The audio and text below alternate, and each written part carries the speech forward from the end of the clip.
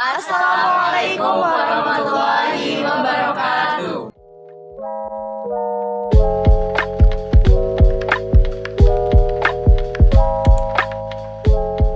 Selamat siang teman-teman semua. Siang. Jadi di sini kita dari kelompok 1 akan membahas sekilas tentang mata kuliah sejarah peradaban Islam. Materinya yaitu tentang peradaban Islam pada masa Nabi Muhammad. Mulai dari Arab pra-Islam, Mekah hingga Madinah. Teman-teman semua nanti bisa berargumen tentang materi kita yang akan dibahas nanti.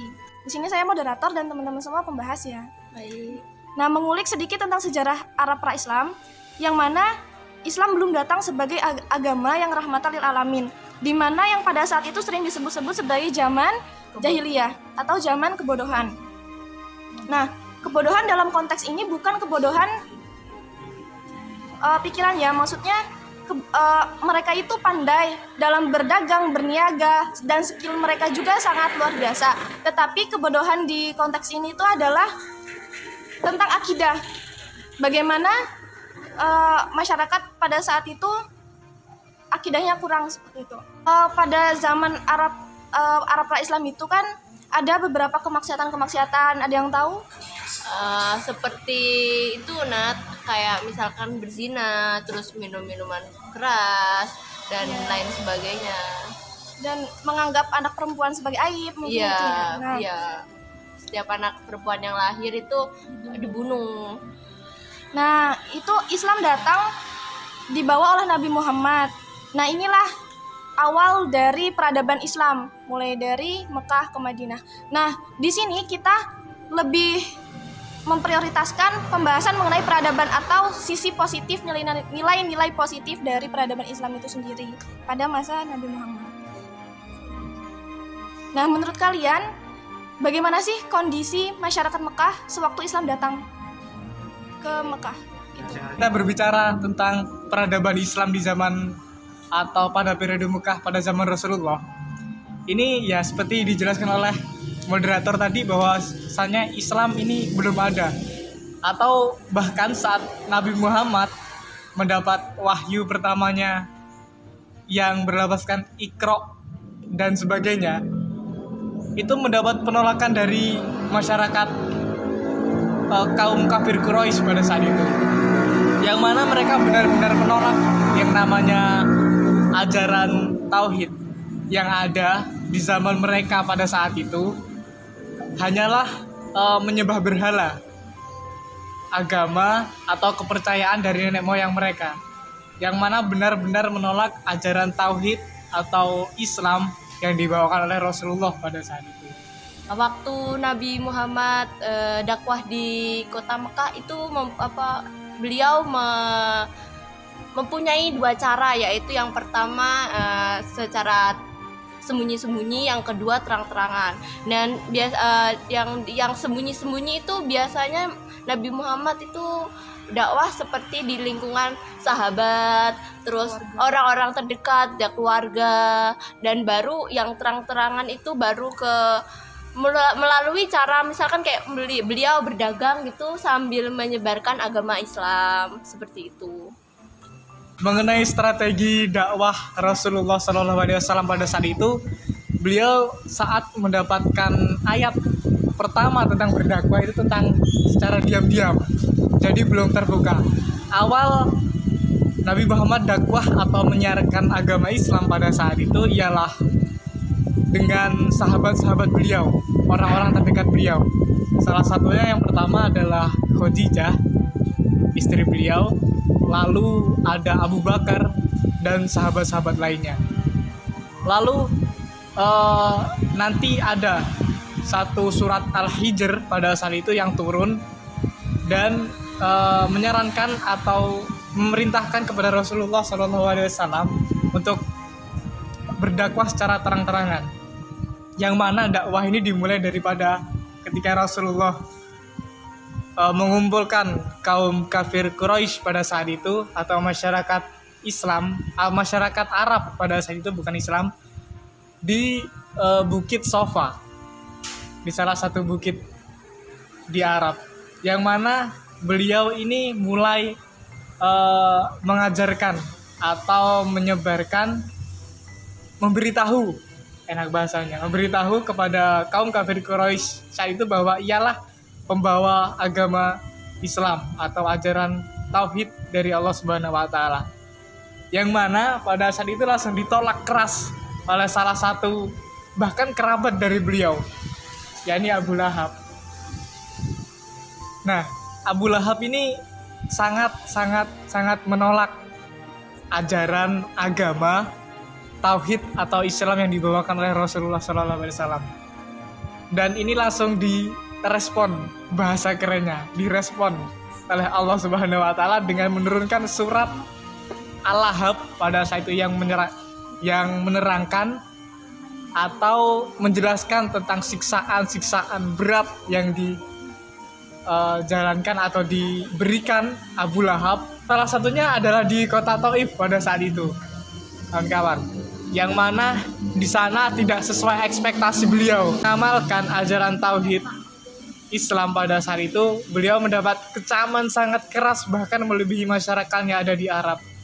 Beliau dilempari batu sampai berdarah-darah dan pokoknya banyak penolakan keras pada saat itu di kota Taif. Lalu beliau kembali ke Mekah pada saat itu untuk melanjutkan dakwahnya di kota Mekah. Dalam perjalanan pulang ke Mekah dan setelah gagal berdakwah di Taif, Nabi Muhammad bersama sahabatnya Zaid bin Haris berlindung di kebun milik Utbah bin Rabi'ah dan Syaibah bin Rabi'ah, dua tokoh kafir Quraisy di Mekah. Lokasinya juga tidak jauh dari Masjid Kanatar yang dibangun sekitar 162 tahun yang lalu oleh Khalifah Turki Utsmani. Keadaan beliau memerhatikan dan luka-luka karena diikuti dan diserang terus dengan batu oleh sebagian penduduk Taif. Dua tokoh Quraisy ini merasa kasihan.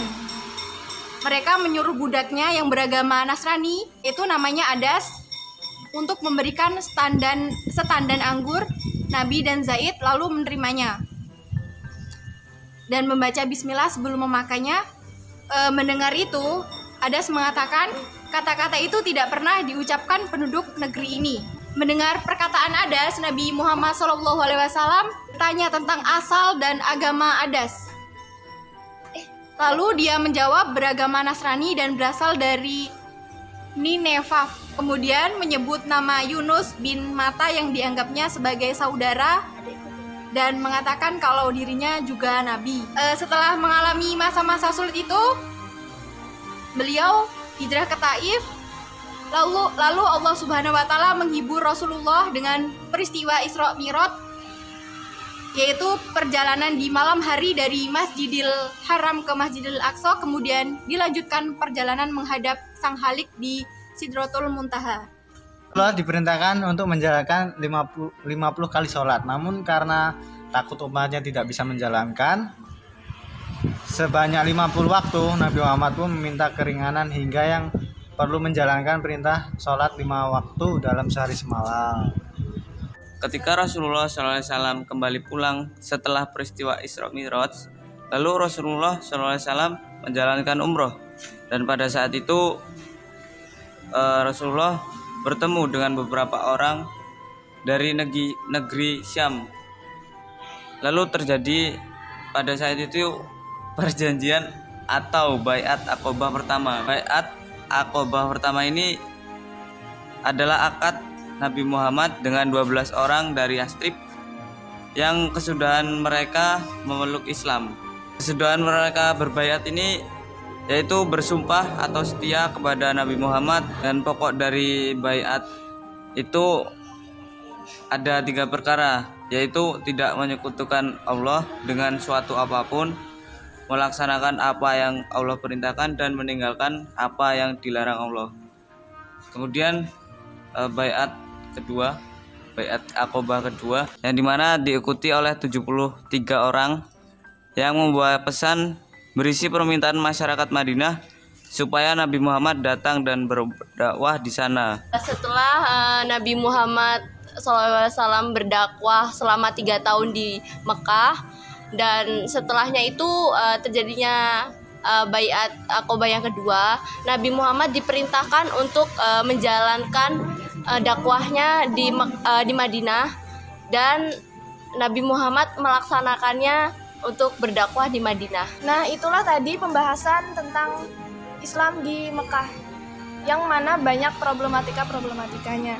Kemudian kita akan membahas tentang Islam di Madinah. Penyebab-penyebab kenapa Nabi Muhammad hijrah ke Madinah. Kan Nabi Muhammad dari Mekah ke Madinah ini hijrah atau migrasi kan. Pada tahun 622 Hijriah, yang mungkin nanti bakal disampaikan oleh teman saya Khairatun Hisan tentang penyebab-penyebab mengapa Nabi Muhammad hijrah ke Madinah. Wahai Muhammad, janganlah kamu tidur besok malam di tempat tidurmu, karena sesungguhnya Allah Subhanahu wa Ta'ala memerintahkanmu untuk berhijrah ke Yastrib. Setelah itu Nabi Muhammad dan umatnya memutuskan untuk hijrah ke kota Madinah. Tentunya hal ini dikarenakan masyarakat yang ada di kota Mekah itu menentang dakwah Rasulullah, dan Rasulullah beserta umatnya itu mendapatkan banyak tekanan. Setelah Rasulullah hijrah ke kota Madinah, di kota Madinah ini masyarakatnya sudah menganut berbagai kepercayaan. Dan di sana kedatangan Nabi Muhammad bersama umat Islam disambut dengan meriah oleh masyarakat kota Madinah. Setelah sampainya di sana, sebelum menjadi kota Madinah, sebelumnya kota ini bernama kota Yastrib. Dan setelah Rasulullah ada di sana, baru setelah itu Rasulullah mengubah namanya menjadi Madinatul Munawwaroh, yang artinya kota yang penuh cahaya terang. Setelah itu umat Islam yang ada di Madinah itu disebut kaum Ansor, dan masyarakat atau umat yang pendatang dari kota Mekah itu disebut kaum Muhajirin. Setelah berjalannya hijrah Rasulullah di kota Madinah, di sana Rasulullah dan umatnya mendirikan dua masjid yang bernama Masjid Kuba dan Masjid Nabawi, di mana masjid ini tidak hanya digunakan untuk beribadah, melainkan digunakan untuk menuntut ilmu ajaran Islam dan berdiskusi untuk menyelesaikan masalah yang ada di sana. Di perjalanan kaum Muhajirin dan kaum Ansor itu meninggalkan Mekah untuk berhijrah ke Madinah dengan Nabi Muhammad. Lalu kaum Ansor itu menerima kaum Muhajirin yang berhijrah ke Madinah Nabi SAW dalam rangka melarikan diri untuk selamat dari ancaman. Lalu mereka dituntut untuk saling membantu, menolong, memiliki sikap yang baik dan ramah agar tidak ada ancaman seperti yang diberikan dalam perjanjian tersebut. Jadi perjanjian kaum Ansor dan Muhajirin itu di Madinah dilakukan pada tahun 622 Masehi. Yang satunya yaitu kaum Yahudi dan kaum Muslim wajib turut serta dalam berperan. Lalu kedua kaum Yahudi dan Bani Auf sama dengan kaum Muslim. Yang ketiga kaum Yahudi berada di agamanya, kaum Muslimin juga demikian. Lalu keempat semuanya kaum Yahudi sama dengan kaum Yahudi Bani Auf. Keenam kaum Yahudi dan Muslimin saling tolong menolong dan berperang. Ketujuh kaum Yahudi Muslimin saling berbuat kebajikan, mengingatkan ketika penganiayaan. Ke-8 Madinah adalah kota yang dipertahankan dari seorang orang luar. Dan ke-9 seluruh penduduk dijamin keselamatan kecuali orang-orang yang jahat. Baik, saya akan melanjutkan materi yang telah disampaikan oleh rekan-rekan saya mengenai Nabi Muhammad yang mempersaudarakan kaum Muhajirin dan Ansor. Dalam hijrah Nabi Muhammad SAW ke Madinah, banyak umat Islam dari kota Mekah yang ikut hijrah Nabi Muhammad ke Madinah yang disebut kaum Muhajirin, dan disambut ramah oleh umat Islam yang telah ada di kota Madinah. Dan dalam hijrah Nabi Muhammad SAW untuk mempersaudarakan dan menyatukan kaum Muhajirin dan Ansor, di situ Allah Subhanahu wa Ta'ala berfirman dalam Quran surat Al-Anfal ayat 57 yang berbunyi, Bismillahirrahmanirrahim, walladzina amanu min ba'du wa hajaru wa jahadu ma'akum faulaika minkum فأولئك منكم وأولو الأرحام بعضهم ببعض في كتاب الله إن الله بكل شيء عليم. Al-ayah. Dalam firman Allah tersebut, Allah menyebutkan bahwasanya barang siapa yang mengikuti golonganmu adalah saudaramu. Dan setelah Nabi Muhammad SAW berhijrah ke Madinah, Nabi Muhammad SAW membuat kota Madinah sebagai pusat perekonomian umat Islam pada masa itu, dan membuat pasar yang dimana untuk merubah sistem perekonomian yang dipegang oleh umat Yahudi untuk menghilangkan riba dan keserakahan di waktu itu.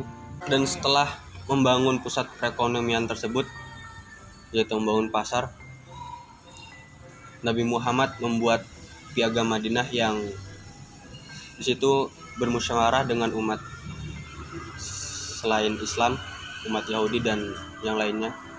Dan piagam Madinah tersebut telah disampaikan oleh rekan-rekan saya tadi. Mungkin sekian dari saya, terima kasih. Nah, jadi itulah pembahasan mengenai Mekah dan Madinah setelah Islam datang. Untuk kesimpulannya, jadi selama periode Mekah atau selama Nabi Muhammad mendakwah di Mekah, banyak melakukan orientasi atau pembelajaran ke ketuhanan atau ketauhidan. Sedangkan untuk di periode Madinah itu lebih ke muamalah kemanusiaan. Jadi hubungannya dengan manusia. Nah, perpaduan antara periode Mekah dan Madinah ini itulah yang disebut dengan peradaban ajaran Islam. Jadi apa-apa yang ditinggalkan Nabi Muhammad di Mekah dan Madinah. Kemudian Nabi Muhammad juga mengajarkan tentang peradaban ilmu atau memprioritaskan tentang ajaran ilmu, yang mana nantinya akan melahirkan generasi-generasi atau ilmuwan-ilmuwan yang sahih atau ilmuwan-ilmuwan yang cerdas, nantinya ilmuwan-ilmuwan muslim yang cerdas. Nah, jadi aspek-aspek tadi adalah awal dari peradaban Islam dari zaman dulu hingga sekarang. Oke, sekian diskusi mengenai peradaban Islam masa Rasulullah periode Mekah dan Madinah yang telah kami sampaikan dari kelompok 1. Kami akhiri. Wassalamualaikum warahmatullahi wabarakatuh.